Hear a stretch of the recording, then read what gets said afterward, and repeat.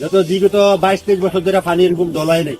পাহাড়ি ঢল আর বৃষ্টিতে সৃষ্ট আকস্মিক বন্যায় বিপর্যস্ত দেশের 9টি জেলা। বাড়িঘরে হাঁটু থেকে কোমর সমান পানি ওঠায় বিপাকে পড়েছেন এসব জেলার বেশিরভাগ মানুষ। এছাড়া বন্যার পানিতে গ্রামীণ সব সড়ক ও ফসলি জমি তলিয়ে গেছে, ভেসে গেছে পুকুর ও খামারের মাছ। বন্যা কবলিত জেলাগুলো হলো ফেনী, সুনামগঞ্জ, মৌলভীবাজার, হবিগঞ্জ, কুমিল্লা, নোয়াখালী, চট্টগ্রাম, লক্ষ্মীপুর ও খাগড়াছড়ি। ফেনী এখন পর্যন্ত পাওয়া খবর অনুযায়ী বন্যায় সবচেয়ে ভয়াবহ অবস্থা ফেনী 3 উপজেলায় পরশুরাম, ফুলগাছি ও ছাগলনাইয়ায়। প্লাবিত হয়েছে এই 3 উপজেলার শতাধিক গ্রাম, পানিবন্দী লক্ষাধিক মানুষ। নোয়াখালী 9টি উপজেলার মধ্যে 8টিতেই জলাবদ্ধতা প্রকট আকার ধারণ করেছে। 3 দিন ধরে বেশিরভাগ ঘরবাড়ি পানিতে তলিয়ে গেছে।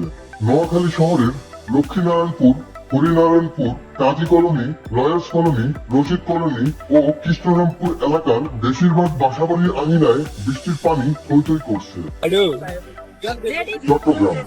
চট্টগ্রামের ফটিকছড়ি উপজেলার 18টি ইউনিয়নের সবকটি বন্যায় প্লাবিত হয়েছে। এতে পানিবন্দী হয়ে পড়েছেন উপজেলার প্রায় 1 লাখ মানুষ।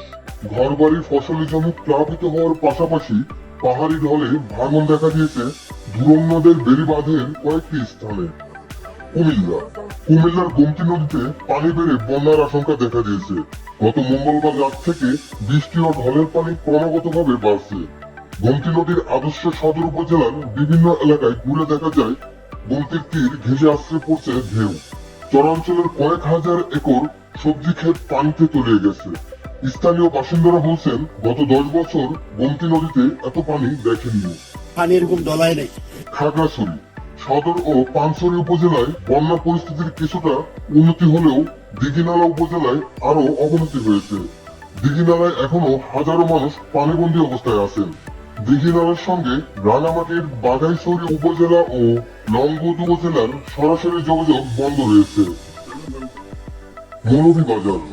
মৌলভীবাজারে টানা বৃষ্টির সঙ্গে পাহাড়িছড়া ও নদ নদী দিয়ে তীব্র বেগে ভারত থেকে আসছে পানি। মন নদের পানি বিপদসীমার 118 সেন্টিমিটার উপর দিয়ে প্রবাহিত হচ্ছে। সুনামগঞ্জে বৃষ্টি উজানের পাহাড়ি ঢল সুরমা সহ অন্যান্য নদীর পানি বাড়ছে। সুরমা নদীর পানি বুধবার 12 সেন্টিমিটার বেড়েছে। পানি বৃদ্ধি অব্যাহত আছে।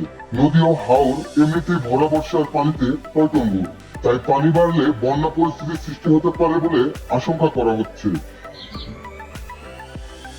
হবিগঞ্জ টানা ভারী বৃষ্টি ও ভারতের ত্রিপুরা রাজ্য থেকে নেমে আসা পাহাড়ি ঢলে হবিগঞ্জের খোয়াই নদের পানি বিপদসীমার উপর দিয়ে প্রবাহিত হচ্ছে। আজ বুধবার বিকেল 5টায় খোয়াই নদের মাসুলিয়া পয়েন্টে পানি 195 সেন্টিমিটার উপর দিয়ে প্রবাহিত হয়। এমন পরিস্থিতিতে ঝুঁকিতে আছে শহর প্রতিরক্ষা বাঁধ।